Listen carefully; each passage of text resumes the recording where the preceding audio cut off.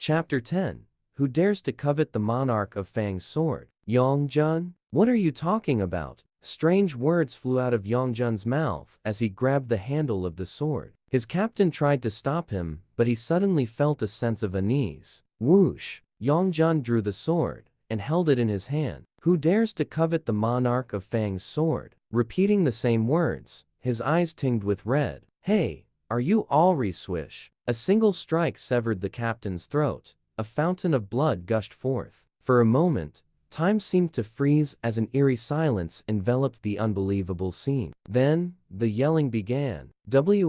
What is this? Captain! Startled, the hunters behind the fallen captain rushed forward. Yongjun, what are you? Swoosh! Another person's head went flying. No, only then did they realize that Yongjun was on a rampage, tears of blood streaming from his eyes. He pointed the sword at his comrades. Who dares to covet the monarch of Fang's sword? Amid the bloody chaos, he laughed wickedly. The eerie howling of wolves began to spread from the center of the ruins. Shudder! Biru's gaze shifted instantly. He turned his head to pierce through the darkness of the dungeon. What's going on? Is something wrong? Suho asked. Biru answered, keeping his gaze fixed in place. I felt something. I sensed the presence of a monarch. A monarch? Do you mean my father? No, there is more than one monarch, Biru explained. In this universe, several other monarchs also existed. However, they had invaded Earth, the home of Sung Jinwoo. In the end, every one of them met their destruction at the hands of the Monarch of Shadows. Then surely it's my father? If that was the case, my power would have replenished in an instant. But my mana remains the same. And this energy, it's another sensation I'm familiar with. Howl! Right at that moment, in the depths of the dungeon, the howling of wolves echoed. Soon, the fierce cries of beasts could be heard from all directions, erupting into a chorus. What's that sound? What's going on all of a sudden? The miners' faces turned pale as they anxiously looked around. Suddenly, screams could be heard. It was the voices of those who had gone deeper into the mine to excavate. Arg! Save me! The screams approached closer with every second, and increased in frequency. Suddenly, a wolf-type magic beast lunged at Suho from behind. Young monarch! Biru cried. I see it! Suho thrust his pickaxe into the attacking wolf's mouth. This is crazy. The wolf's teeth crushed the pickaxe as if it were tofu, but he managed to buy some time. As the wolf spat out the pickaxe, Suho gave an order to the shadow goblins. Attack! The three shadow goblins simultaneously attacked the wolf beast. However, it wasn't enough. The goblins held the same pickaxes their master had used for mining, and the wolf beast easily crushed them with its jaws. Just like before, the bodies of the shadow goblins were torn apart. But as they fell, the mana that had flowed from Suho's body restored the shadow goblins to their original state. Keek! We are shadow soldiers of the immortal army. We can regenerate with the young monarch's mana. As the battle began, Biru seemed to enjoy it. The resurrected shadow goblins clung to the wolf. Then, without mercy, they thrust the broken pickaxe pieces into its body. The wolf, which had been attacking vigorously, screamed in pain and rolled on the ground. Steel-fanged lichen has been defeated. Somehow, it was chewing on the pickaxes. However, there was no room for relief after just killing a single wolf. Dozens of wolves had appeared, and the miners were being relentlessly torn apart by their steel teeth.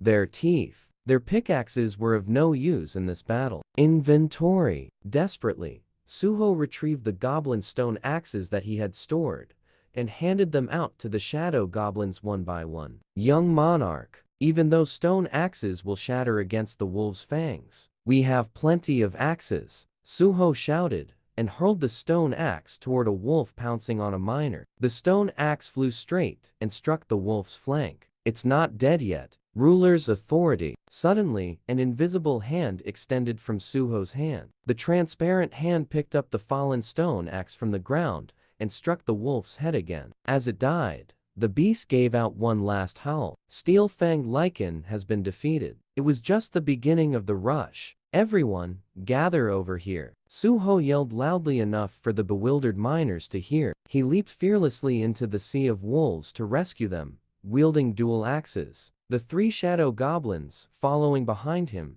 fiercely swung their axes. However, their master's next command demanded another tactic. You guys, don't attack.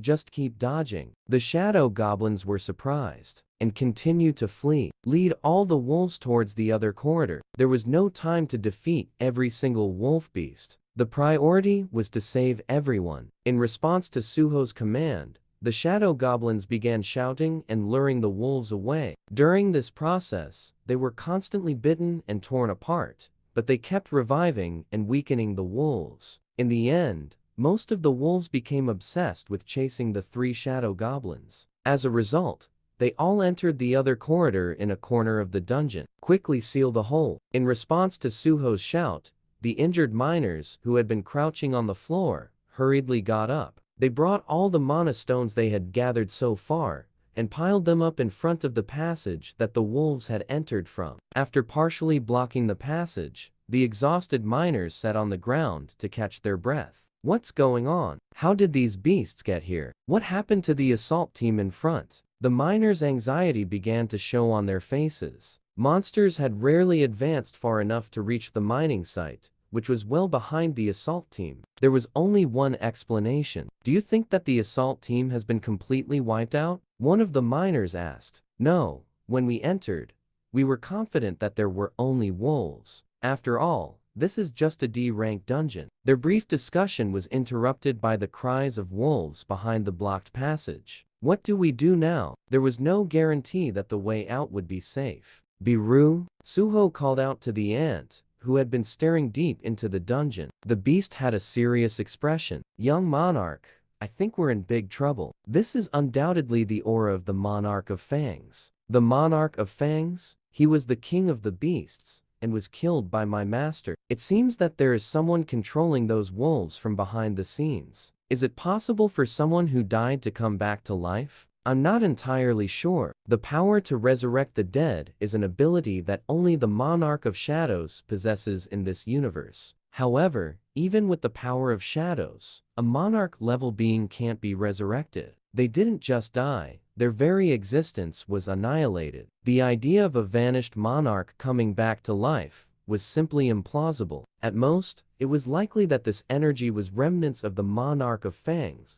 trickling through dimensional rifts. Having finished explaining, Biru looked firmly at Suho. Young monarch, we must escape. Escape? Suho wore a puzzled expression. Biru had gladly taken any opportunity to fight and kill, but now, he was taking the opposite stance. I'll say it again. Your power is weaker than that of an ant larva right now. You're so weak that if a monarch class simply flicked you, you'd die instantly. We need to get out of here as quickly as possible. You're not overreacting just because I fed you some mana stones, are you? Suho remembered it clearly. As of this morning, he was an ant larva to the shadow beast, but now, he had regressed to a level even lower than a larva. Suddenly, the carefully blocked passage exploded. Oh no, the passage is open. The miners thought that they had managed to isolate the wolves with great difficulty, but their relief was short-lived. They became wary and gripped their pickaxes.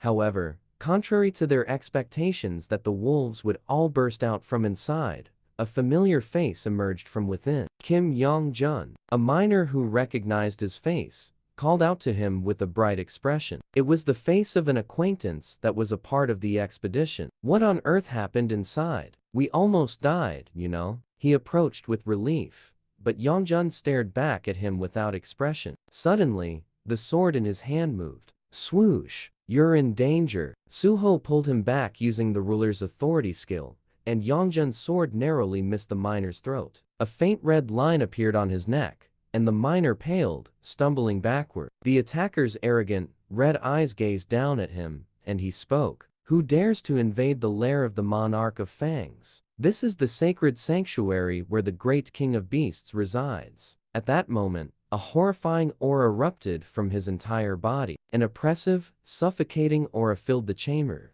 leaving no room for even a gasp of air. Effect: fear has been activated. All of the player's stats are reduced by 50% for 1 minute. Suho's body suddenly felt heavy. We need to run right now, Baru urgently whispered. Ugh, if only I was at my full strength. This wouldn't have been a problem. With a frustrated expression, he glanced at Suho and paused for a moment. The young monarch's gaze toward Yongjun was burning with intensity. A quest has arrived. The quest window suddenly unfolded before Suho. Emergency quest. Defeat the enemy. There is a hostile entity nearby with murderous intent toward the player. Eliminate them to secure safety. Enemies to eliminate. 1. Enemies eliminated. 0. Beru urgently spoke. Young monarch, ignore this quest. The weak have their own way of fighting. Let's use the shadow goblins as shields and run away like before. Okay, Suho whispered softly. Beru's eyes brightened. I will guide the way out. I will fight. Huh?